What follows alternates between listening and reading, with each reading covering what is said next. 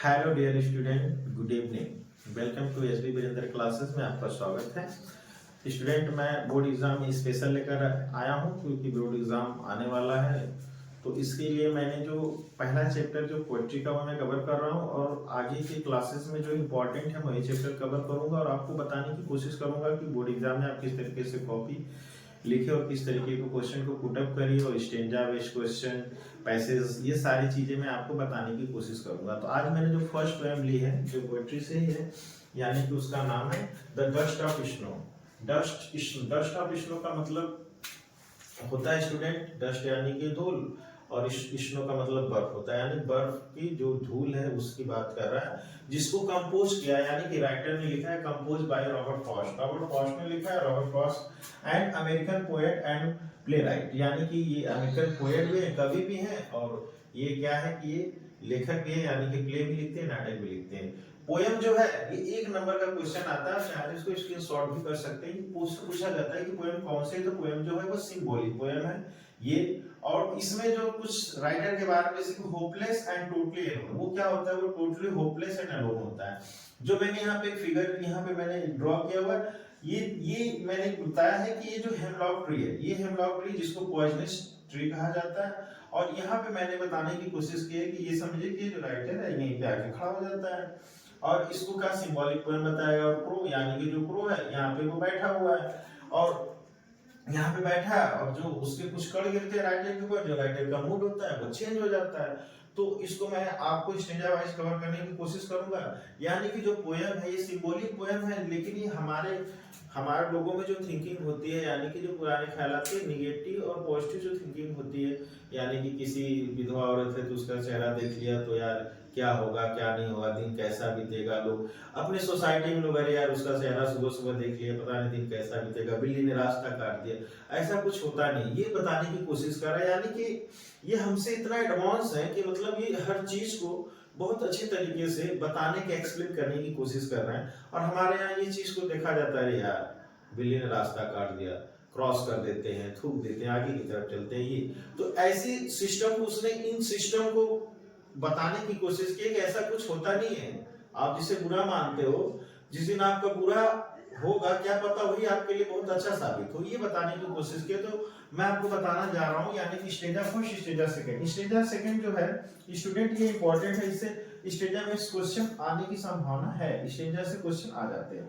तो पहला है कि the way a crow shock down on me the dust of snow from a hemlock from a hemlock tree has given my heart a change of mood and, और क्या कह रहा है and saved some part of a day I had to, यानी कि अब ये बताने की कोशिश कर रहा है। तो मैं क्या, यानी कि कह रहा है द वे अक्रो, यानी कि कह रहा है वे, यानी कि रास्ते में उसको क्या एक कौवा मिला, शॉक डाउन ऑन मी, उसने क्या क्या हिलाया मेरे ऊपर, क्या हिलाया, कह रहा है कि मुझे, यानी कि रास्ते में, यानी कि घर से निकला, घर से क्यों निकला, होपलेस होके निकला, एलोन होके निकला, उसको कोई उम्मीद नहीं थी, कोई डिजायर नहीं था, उसको ये लगा कि आज का दिन पूरा बेकार होने वाला है, जैसा कि लोग नेगेटिव और पॉजिटिव सोचते हैं वैसा।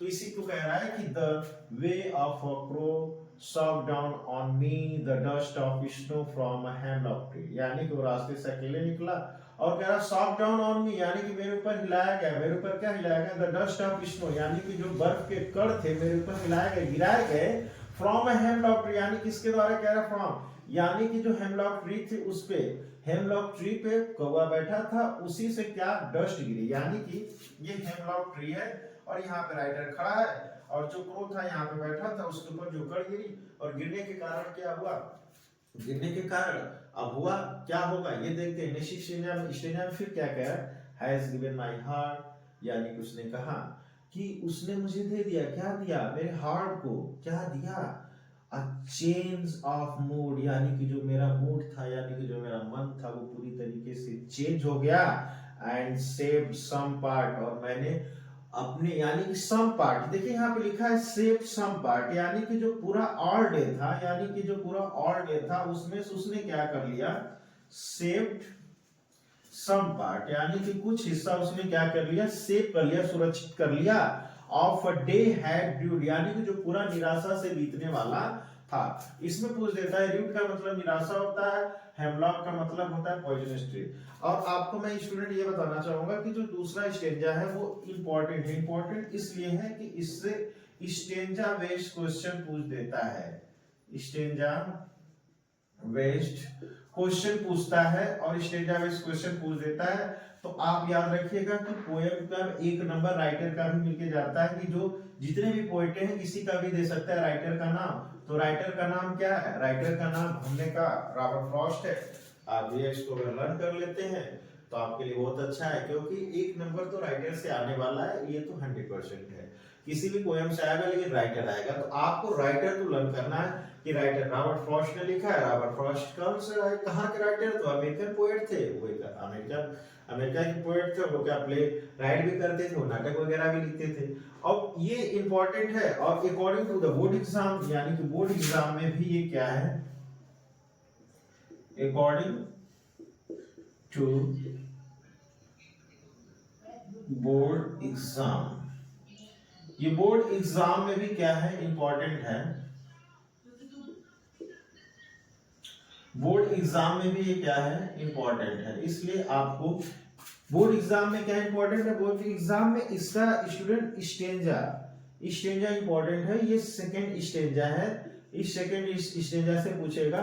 तो सेकंड स्टेंजा से पूछ रहा है तो मैं आपको सेकंड स्टेंजा इस पोएम को फिर से मैं एक बार रिपीट करना चाहूंगा। यानी पोएम में क्या कह रहा है, the way of crow shock down on मी, यानी कि रास्ते में कौवा मिला, शॉक डाउन ऑन मी, मेरे ऊपर उसने हिलाया। द डस्ट ऑफ स्नो, यानी कि वो जो बर्फ के कण थे उसको, फ्रॉम अ हेमलॉक ट्री, यानी कि फ्रॉम यानी के लिए, कहाँ के लिए, यानी जो हेमलॉक ट्री था उसके ऊपर कौवा बैठा था, उसने क्या किया, उस डस्ट को उसके ऊपर गिराया।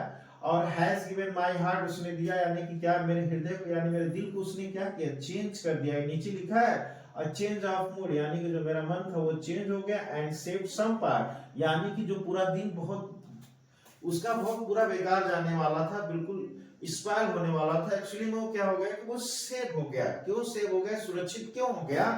Of a day had rued, यानी कि पूरा जो उसका दिन था निराशा से बीतने वाला था। अगर स्टूडेंट आपको मेरी ये पोएम, अगर कहीं पे आपको कोई ऐसी चीज है जो वर्ड या कोई हार्ड वर्ड जो ना समझ में आया, तो आप मुझे कमेंट बॉक्स में कमेंट करके पूछ सकते हैं। और जो इधर में 3-4 दिनों में सारे जो चैप्टर है वो प्रोज, पोएट्री, सप्लीमेंट्री, सारे मैं इंपॉर्टेंट चैप्टर को कवर करूंगा, इंपॉर्टेंट क्वेश्चन को कवर करूंगा।